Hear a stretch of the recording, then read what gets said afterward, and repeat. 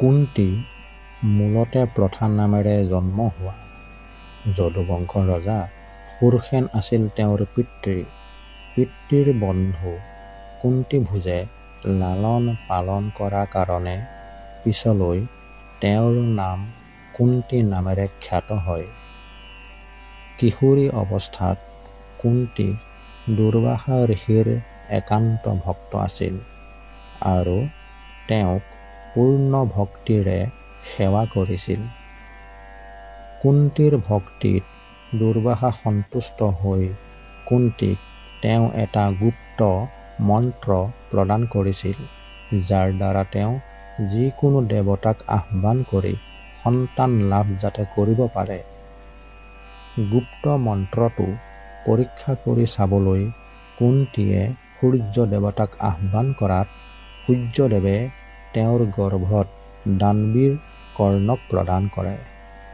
কিন্তু বিবাহ পূৰ্বে জন্ম হোৱা বাবে লাজ আৰু ভয়ত শিশুটোক গংগাত এটা পাচিত ভৰাই উটাই দিয়ে। যথাসময়ত কুন্তীৰ বিবাহ হয় হস্তিনাপুৰৰ ৰজা পাণ্ডুৰ লগত। এবাৰ পাণ্ডু ৰাজকীয় চিকাৰ কৰিবলৈ বনলৈ গৈছিল।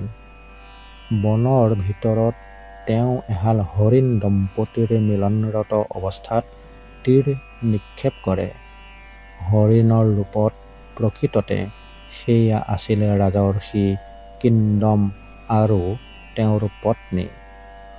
শুভ মিলনৰ সময়ত এনে দুষ্কাৰ্য কৰাৰ বাবে মৃত্যুৰ আগেয়ে কিংদম ঋষিয়ে পাণ্ডুক ভয়ংকৰ শাপ দিলে এই বুলি, যেতিয়াই তেওঁ তেওঁৰ পত্নীক স্পৰ্শ কৰিব তৎক্ষণাৎ তেতিয়াই তেওঁৰ মৃত্যু হ'ব।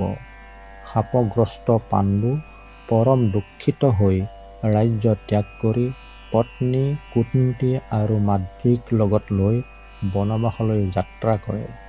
শাপগ্ৰস্ত পাণ্ডুৱে নিজ পত্নীসকলৰ সতে স্বাভাৱিক দাম্পত্য জীৱন যাপন কৰিব নোৱাৰাত সন্তান হোৱাৰ কোনো উপায় দেখা নেপাই পাণ্ডুৱে ৰাজবংশ বিলুপ্তি হোৱাৰ ভয়ত কুন্তীৰ সন্মুখত তেওঁ সমস্যাটো উত্থাপন কৰে।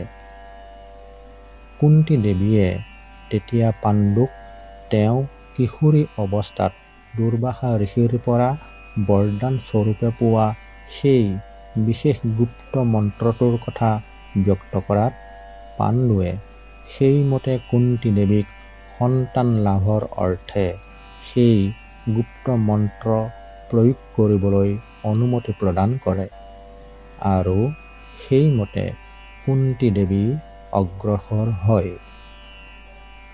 প্ৰথমে কুন্তীয়ে এই মন্ত্ৰ ব্যৱহাৰ কৰি আহ্বান কৰিলে ধৰ্মদেৱতাক আৰু তেখেতৰ আশীৰ্বাদত জন্ম হ'ল যুধিষ্ঠিৰ, যিজন ধৰ্মৰ প্ৰতীক আৰু সত্যবাদী আছিল।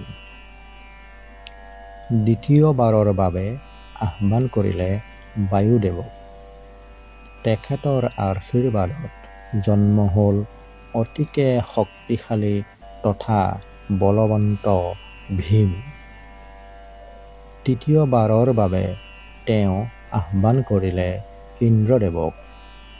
তেখেতৰ আশীৰ্বাদত জন্ম হ'ল অসাধাৰণ যোদ্ধা গাণ্ডীৱধাৰী অৰ্জুন। ইয়াৰ পিছত পাণ্ডুৱে তেওঁৰ দ্বিতীয় পত্নী মাদ্ৰীকো সন্তান প্ৰাপ্তিৰ বাবে সেই গুপ্ত মন্ত্ৰ প্ৰয়োগ কৰিবলৈ কুন্তীক আহ্বান জনালে। সেইমতে কুন্তীয়ে মাদ্ৰীক সন্তান প্ৰাপ্তিৰ বাবে সেই মন্ত্ৰ প্ৰয়োগ কৰি মাদ্ৰীৰ দ্বাৰা অশ্বিনী কুমাৰদ্বয়ক আহ্বান কৰোৱালে।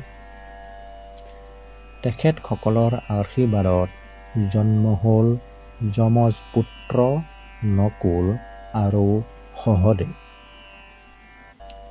ইয়াৰ পিছতো শাপগ্ৰস্ত পাণ্ডুৱে পত্নীৰ স্পৰ্শৰ পৰা বিৰত থাকি দীৰ্ঘদিন সংযমী জীৱন যাপন কৰে।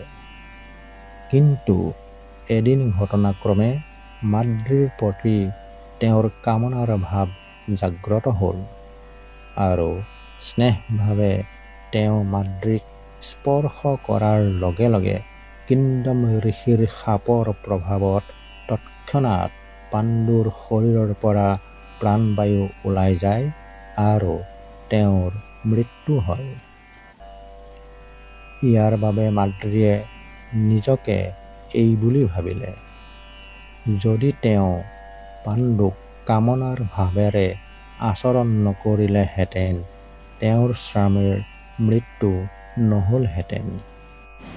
এই ভাবি তেওঁ পতিৰ লগতে গতি হোৱাৰ সিদ্ধান্ত লৈ স্বামীৰ চিতাৰ লগত অগ্নিত প্ৰৱেশ কৰি চিৰবিদায় ল'লে। ইয়াৰ পিছত কুন্তীয়ে পঞ্চ পাণ্ডৱ পুত্ৰক লগত লৈ পৰৱৰ্তী বিধৱা জীৱন যাপন কৰে। কৃষ্ণ।